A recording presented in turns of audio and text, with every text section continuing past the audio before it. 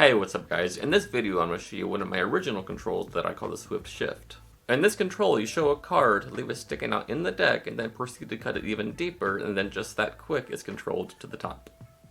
With this technique you can also control it to the bottom.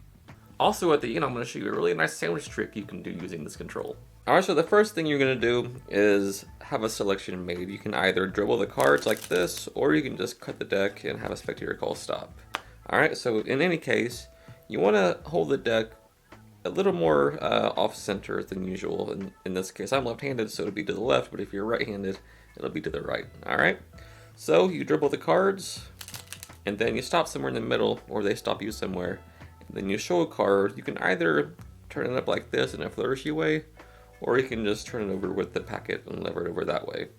So what's going to happen next is essentially Jack Merlin's tip-over switch, only in reverse. What do I mean by that? So normally, for the tip-over switch, you have a break above the bottom card, and then you show a selection, and then you tip it over, and you just drop that card on top of it to switch it, and you can put it in the middle and the card's back on top. In this case, the actions are reversed, so you don't have to have a break. There's no get ready. So you show the card and pretend to tip it over. Well, you do tip it over, but you pretend to turn it back over and then thumb it off. But really what's happening is as you turn it back down, you're adding it to the bottom of the upper packet instead of dropping a card off, so it's kind of in reverse. So you show the card, you turn it back over, and then you do that. So what's happening there is you show the card, and then with your thumb, you're just sort of clipping it to the bottom of the upper packet there, just like this. Or you're just holding it there just like that.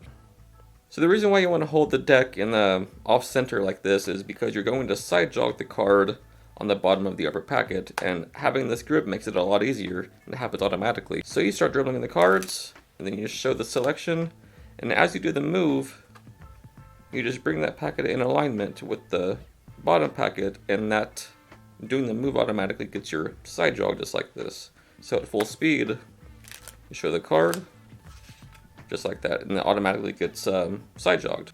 But thanks to your grip, that side jog will be completely hidden. Alright, so at this point, what's going to happen is with your thumb, you're going to make it look like you just up jog that card forward, alright?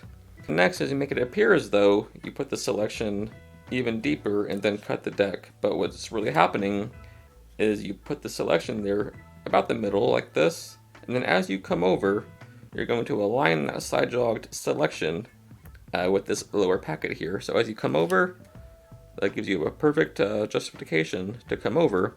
And then what you're going to do is just align that selection with that packet, and then with your fingers just press it down. At that same moment, you just cut that packet to the top. And that is your control. Now the selection is on top, and that's just an X card. Alright, so one more time.